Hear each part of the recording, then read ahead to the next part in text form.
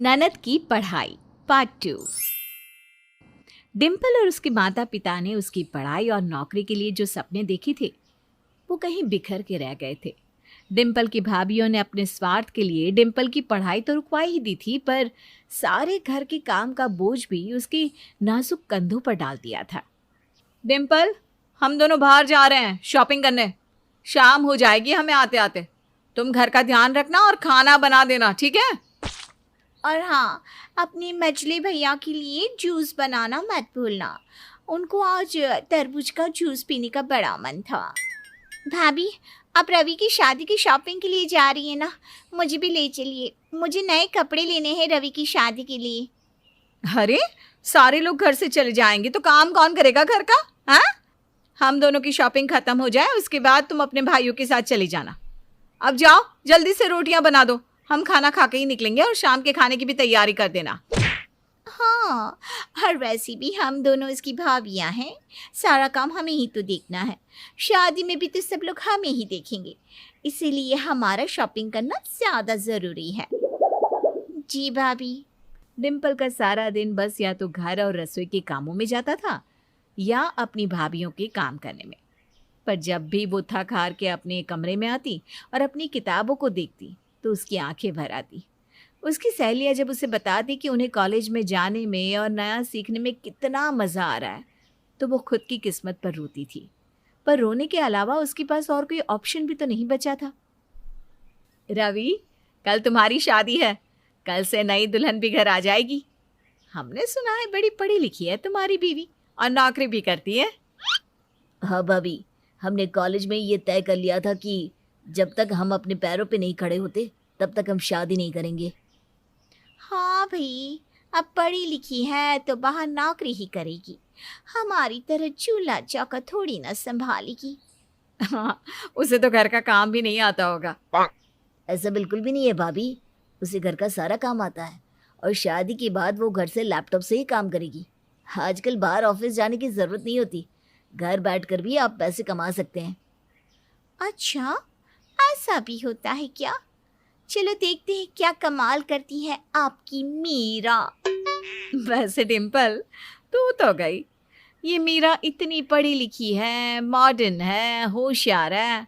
तुझे तो कच्चा चबा जाएगी। संभल के रहना उससे। हाँ, और नहीं तो क्या। इस डिम्पल को तो हम बुरे लगते ही हैं कि इसकी हमने पढ़ाई छुड़वा दी। अब देखना ये पढ़ी लिखी भाभी कैसी होती है। फिर तुझे पता चलेगा कि हमने सही फैसला लिया था तेरे लिए। नताशा और श्वेता की बातों से डिम्पल डर गई थी। उसे लग रहा था कि पहले ही उसकी दो भाभियों ने उसे इतना परेशान किया हुआ है और अब तो मीरा, अरे वो तो काफ़ी पढ़ी लिखी और होशियार है। पता नहीं डिम्पल के साथ कैसा बर्ताव करेगी। मीरा, बाकी सबसे तो तुम मिल ली, अब इससे मिलो। ये है तुम्हारी ननद डिम्पल। वैसे तो हमारे सास ससुर ने इसे बहुत सर पर चढ़ा दिया था, पर भाभी और मैंने इसे कंट्रोल में रखा हुआ है। क्यों भाभी? और नहीं तो क्या। अब तुम तो इतनी पढ़ी लिखी हो, तुम तो इसे बहुत कुछ सिखा सकती हो। आजा डिम्पल, मिल ले अपनी छोटी भाभी से। नमस्ते भाभी। अरे, तुम कितनी प्यारी हो। ये तो बिल्कुल मेरी छोटी बहन जैसी है। भाभी, आपको किसी भी चीज़ की ज़रूरत हो या कोई भी काम हो तो मुझसे कहिएगा, मैं कर दूंगी। ठीक है, और अगर तुम्हें कुछ चाहिए होगा तो मुझसे कहना। बिल्कुल भी शर्माना मत, ठीक है? अपनी माँ के जाने के बाद आज इतने महीनों बाद डिम्पल को किसी का प्यार मिला था। किसी ने उससे भी कहा था कि तुम्हें जो चाहिए मुझसे कहना। मीरा का दिल बहुत साफ था। वो पढ़ी लिखी ज़रूर थी, पर श्वेता और नताशा की तरह स्वार्थी नहीं थी। अगली सुबह जब मीरा रसोई में आती है तो देखती है कि डिम्पल सारा काम कर रही है और श्वेता और नताशा तो आराम से बैठकर बातें कर रहे हैं। अरे डिम्पल, तुम इतनी सुबह सुबह रसोई में क्या कर रही हो? भाभी, मैं तो सुबह सुबह ही उठ जाती हूँ। सबका खाना और नाश्ता बनाना होता है ना, और तीनों भाइयों का टिफ़िन भी तो जाता है। और तुम्हारा कॉलेज, वहाँ कब जाती हो? कौन सा कॉलेज?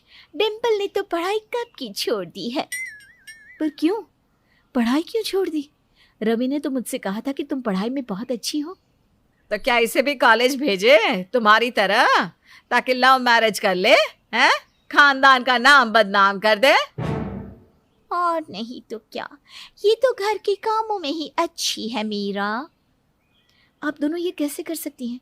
डिम्पल अभी बहुत छोटी है, वो बाहर जाएगी, वहाँ सीखेगी, पढ़ेगी, तो हमारे परिवार का नाम ही तो ऊंचा होगा ना।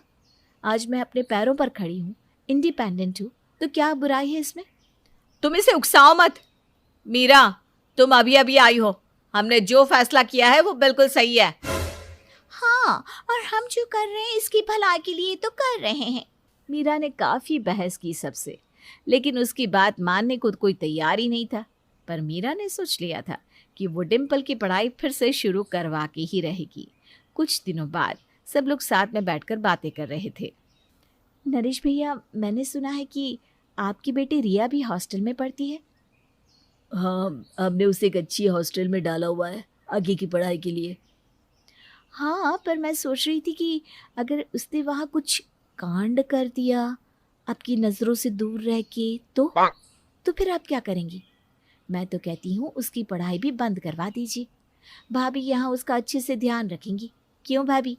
डिम्पल की तरह वो भी चूल्हा चौका संभालने लगेगी। ये तुम कैसी बात कर रही हो? मीरा, मेरी बेटी रिया अभी बहुत छोटी है, 10वीं कक्षा में है। वो क्यों चूल्हा चौका संभालेगी?